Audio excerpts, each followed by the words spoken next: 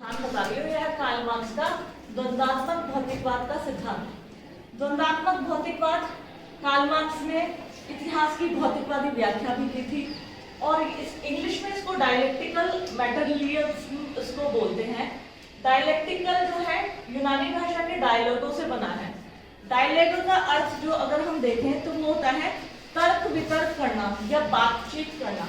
For example, यदि कोई topic है, मैं कहने लगूं कि बच्चों जो दिन का मौसम होता है वो रात से सही होता है, लेकिन श्वेता मुझसे कहने लगे स्वाति कि नहीं मैडम रात का ठीक होता है। मैं कह नहीं नहीं नहीं आप तुम गलत हो, दिन का ठीक होता है, दिन में हम काम कर सकते हैं बहुत सारी चीजें। आप स्वाति कहने लगे नहीं नहीं नहीं मैडम आप ऐसे कैसे, दिन में गर्मी होती है निकल नहीं सकते, जैसे ठंडा होता है गर्मियों में हम शाम को सब्जी लेने निकल जाते हैं, टहलने निकल जाते हैं। तो तर्क वितर्क करना, किसी बात को लेकर, किसी विषय को लेकर जब हम तर्क वितर्क करते हैं ना, मतलब आपस में, तो कहीं ना कहीं उसका एक कंक्लूजन या हल निकल के आता है, नई चीज निकल के आती है।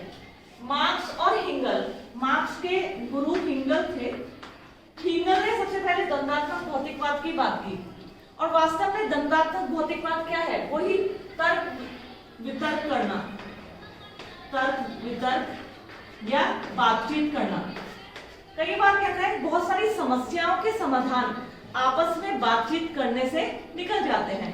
कितनी संधियां, कितने समझौते हुए हैं, कितनी लड़ाइयां, वॉर जो थी तलवारों से शांत नहीं हो पाई, लेकिन आपसी बातचीत से, तर्क वितर्क से समझौते हो गए।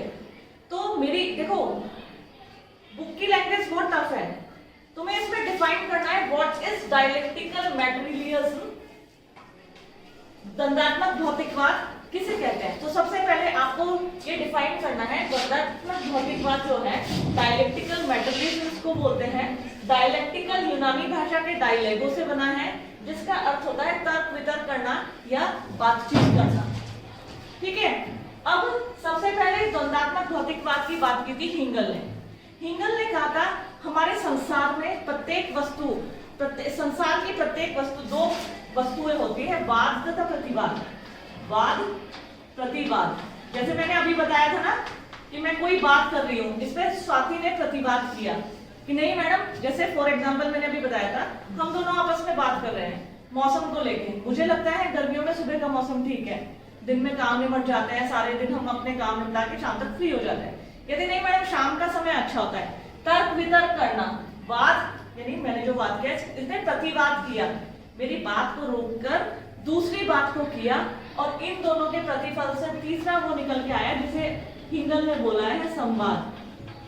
ध्यान से समझना, वो कहते हैं प्रत्येक इतिहास में, इतिहास की भौतिकवादी व्याख्या भी की है कि प्रत्येक वाद होता है फिर उसके फलस्वरूप प्रतिवाद का जन्म लेता है और इन वाद प्रतिवाद के द्वंद्व, द्वंद्व कहते हैं। द्वंद्व पता किसे कहते हैं? द्वंद्व मतलब डायलेक्टिकल, जो मैंने अभी बताया, द्वंद्व आपसी द्वंद्व होना, तर्क वितर्क होना, दो लोग आपस में टकराएं। टकराने का मतलब लड़ाई से नहीं है, विचारों से है। विचारिक रूप से आपसी बात करें, मतभेद करें, जरूरी नहीं। देखो समाज में जितने तरह के लोग होते हैं उतनी तरह की विचारधारा होती है। हम इतिहास में ही देख ले, इतिहास में हमने जब देखा था तो तुमने नरम दल गरम दल सुना है ना? सुना था ना, लाला लाचन लाल बाल पाल। ठीक है, नरम दल गरम दल। नरम दल मतलब वो कहते थे शांति से रहो, आपसी बातचीत करेंगे और हल निकल जाएंगे। तो गरम दल वाले कहते थे नहीं, इनको ठीक बताओ, इनको चोट पहुंचाओ, जब तक ये खुद ऐसा हमारे साथ व्यवहार करते हैं, इनके साथ ऐसा नहीं होगा, तब तक ये लोग पहचानेंगे नहीं। तो कहीं ना कहीं विचारधारा विरोधी थी, आपसी विपरीत विचारधारा थी।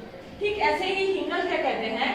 हिंगल कहते हैं संसार में प्रत्येक वस्तु, प्रत्येक वाद, हर संसार में इतिहास जब से चला रहा है, पहले वाद होता है, फिर उसकी अपोजिट जो होता है वो प्रतिवाद होता है और इन दोनों के द्वंद्व से तीसरी अवस्था जन्म लेती है, उस अवस्था को कहते हैं संवाद। वो कहते हैं इन दोनों से बेहतर अवस्था क्या होती है?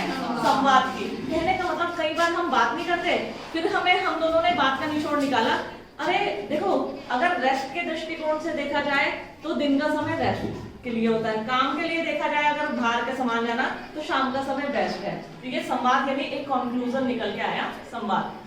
अब हिंगल कहते हैं ये संवाद जैसे जैसे समय बदलता है फिर ये किसका रूप ले लेता है, वाद का। धीरे धीरे वाद होता है, प्रतिवाद होता है, तीसरी अवस्था जन्म लेती है संवाद। संवाद इतिहास जब चलता रहता है वो फिर अगेन वाद का रूप ले लेता है। वाद से फिर प्रतिवाद का जन्म होता है और इन दोनों के द्वंद्व से कहीं ना कहीं फिर क्या जन्म होता है, संवाद का। और जो ये संवाद का जन्म होता है, ये जो अवस्था होती है ये पहले से बेहतर होती है, पहले से ठीक अवस्था मानी जाती है। किस चीज की, संवाद की। तो कार्ल मार्क्स ने इतिहास की भौतिकवादी व्याख्या भी की है। उन्होंने कहा है कि इतिहास जो रहा है ना, वर्ग संघर्ष मैंने उस दिन बताया था, अब तक अस्तित्व में रहे वर्गों का इतिहास वर्ग संघर्ष का इतिहास रहा है। दो वर्ग होते हैं, एक उच्च वर्ग एक निम्न वर्ग, मतलब उन दोनों में हमेशा द्वंद्व चलता रहता है, युद्ध चलता रहता है। फिर जैसे सबसे पहले कार्ल मार्क्स कहते हैं कोई भी वर्ग नहीं था, साम्यवादी साहब आदिम साम्यवाद उन्होंने बोला है, इसमें कोई भी वर्ग नहीं था, सिर्फ मनुष्य का एक वर्ग था जो जंगलों में घूमता था। लेकिन जैसे जैसे समय बदला, उससे समय बदलने के बाद दो वर्ग अस्तित्व में आए।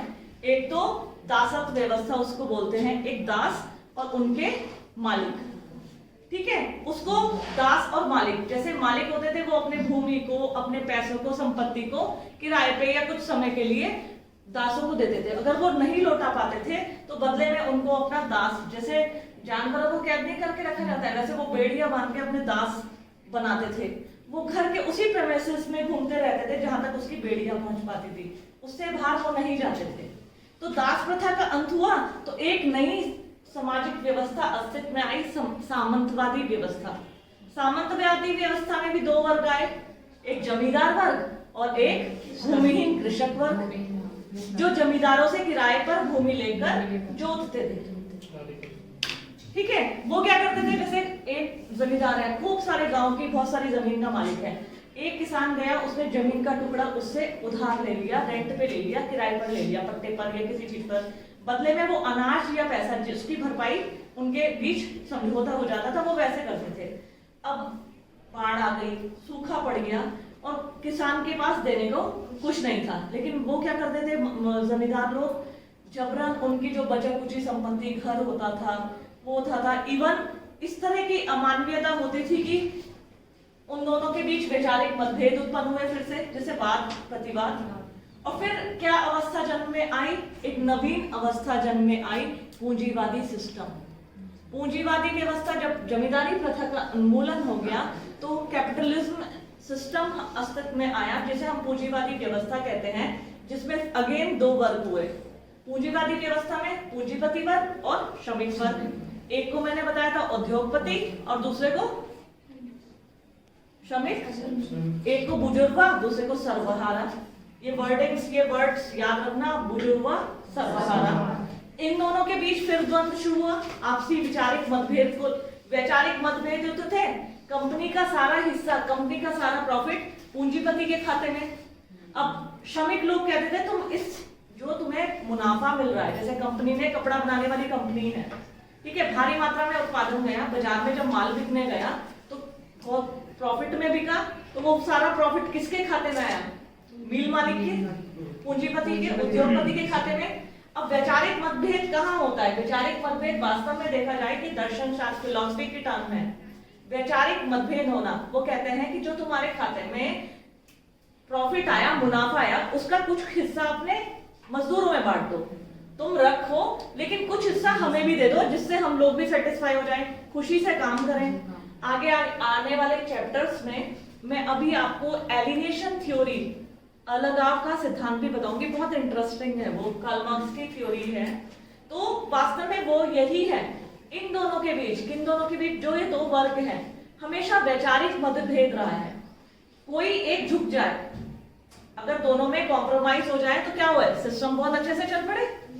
यही वो कहते आ रहे हैं कि यदि ये सिस्टम शुरू से बहुत अच्छे से चल पड़े तो सिस्टम क्या हो, सभी वर्ग समान हो। वो कहते हैं, कार्ल मार्क्स ने कहा है, एक दिन ऐसा आएगा जो पूंजीवादी सिस्टम, जो पूंजीवादी व्यवस्था है, ये खत्म हो जाएगी। खत्म होने के बाद जो अस्तित्व में आएगा पूंजीवादी व्यवस्था के समाप्त होने के बाद, समाजवादी व्यवस्था, जहाँ सभी वर्ग एक होंगे। अगर हम फॉरेन कंट्रीज की बात करें, फॉरेन कंट्रीज में हम कहते हैं कि अरे कि यहाँ तो देखो जो 4th क्लास है वो भी कार से चलता है, क्योंकि वहां पे प्रति व्यक्ति आय इतनी है कि यहाँ ऑफिसर की है उतनी आय जितनी वहाँ 4th क्लास और वहाँ अन्य कर्मचारियों को इतनी सैलरी दी जाती है, क्योंकि सिस्टम, आज हमारा सिस्टम कहता है, हमारे यहाँ देखो औद्योगिक नीति लागू है। हमारे यहाँ औद्योगिक नीति का मतलब होता है मजदूरों को इससे कम श्रम नहीं दिया जाएगा। अब मिल मालिक क्या करते हैं, अच्छा बहुत सारे बेरोजगार आके खड़े होंगे, मालिक हमें काम दे दो, हम किसी भी कीमत पे करने को तैयार है, हमें काम दे दीजिए, ठीक है। विचारों में मतभेद, वैचारिक मतभेद होता है, और वैचारिक मतभेद के फलस्वरूप एक नवीन परिस्थिति जन्म लेती है जिसे संवाद कहा जाता है। और संवाद जो हमारा इतिहास है उसमें जो आगे समय बीतता जाता है, पुनः संवाद किसका रूप धारण कर लेता है, बात का, फिर एक उसके प्रतिवादी अवस्था जन्म लेती है, और उनके फलस्वरूप, द्वंद्व के फलस्वरूप एक नवीन अवस्था जन्म लेती है जिसे हम कहते हैं संवाद। और ये पहले के संवाद से बेहतर स्थिति होती है। देखो अगर हम पहले की बात करें, पहले जैसे दास व्यवस्था थी, कोई कानून नहीं थे, लेकिन दास प्रथा का उन्मूलन हुआ। फिर जमींदारी व्यवस्था आई, कानून बने, जमींदारी व्यवस्था का उन्मूलन हुआ। अब धीरे धीरे औद्योगिक नीति, अगर तुम सिस्टम में जो हमारी सरकार लागू कर रही है उसको ध्यान से पढ़ो, अपने राइट को समझो, ठीक है। राइट ये कहते हैं, औद्योगिक नीति ये कहते हैं, चाहे प्राइवेट हो चाहे गवर्नमेंट हो, इनका बीमा भी होना चाहिए मजदूरों का, बीमा के साथ साथ इनका प्रोविडेंट फंड भी होना चाहिए। जब किसी व्यक्ति को जानकारी नहीं होगी वो अपने मालिक से मांग करेगा ही नहीं। अब तुम्हें अगर जानकारी है, तुम अपने मालिक से पूछोगे मेरा बीमा कहाँ है, मेरा पीपीएफ कहाँ है, मेरा पीएफ कहाँ है, प्रोविडेंट फंड कहते हैं, जब वो नौकरी छोड़ेगा तो एक फंड मिलता है, फंड कटता है, कहाँ है। तो ये भी जानकारी होनी बहुत जरूरी है। तो कहीं ना कहीं इनमें वैचारिक मतभेद होता है।